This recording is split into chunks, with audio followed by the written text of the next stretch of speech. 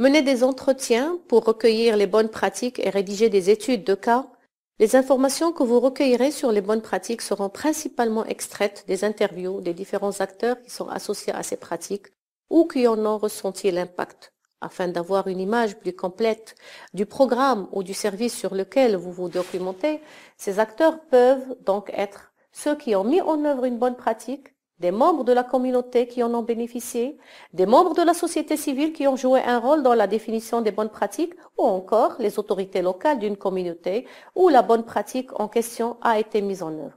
Les entretiens avec les acteurs impliqués dans une bonne pratique fournissent une perspective essentielle sur les changements obtenus grâce à cette bonne pratique, sur les catalyseurs de ces changements, sur les défis à relever dans la réalisation de ces changements et sur la perception qu'ont les personnes concernées de la façon dont la pratique pourrait être améliorée, pérennisée ou dupliquée. Une fois toutes ces informations compilées, elles fournissent une quantité importante de connaissances qui peuvent être exploitées pour savoir de quelle manière ces changements pourraient être adaptés ou reproduits.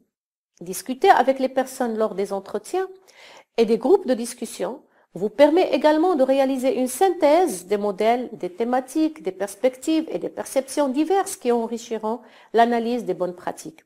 Il serait bien que vous interviewez au moins 3 acteurs différents. Par exemple, 1 ou 2 personnes qui ont mis en œuvre les pratiques en question, 1 ou 2 personnes qui sont supposées en avoir bénéficié.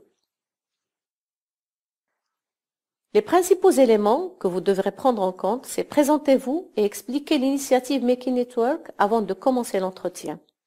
Expliquez le but de l'entretien qui participe à documenter les bonnes pratiques pour une publication Making It Work. Expliquez de quelle façon les informations obtenues lors de l'interview seront utilisées. Expliquez que l'entretien est confidentiel et que toute information que la personne interrogée ne veut pas divulguer demeurera confidentielle. Si vous travaillez avec l'aide d'un interprète, n'oubliez pas de laisser suffisamment de temps pour la traduction entre les questions.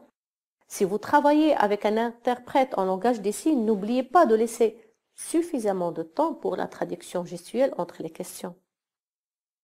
Apportez du papier et un stylo pour la prise de notes. Il est préférable d'avoir 2 personnes lors de l'interview. Une personne pour poser les questions et une autre pour prendre les notes. Si vous photographiez les personnes interrogées, n'oubliez pas d'obtenir leur consentement écrit pour pouvoir utiliser les photos. N'oubliez pas de noter les coordonnées des personnes interrogées.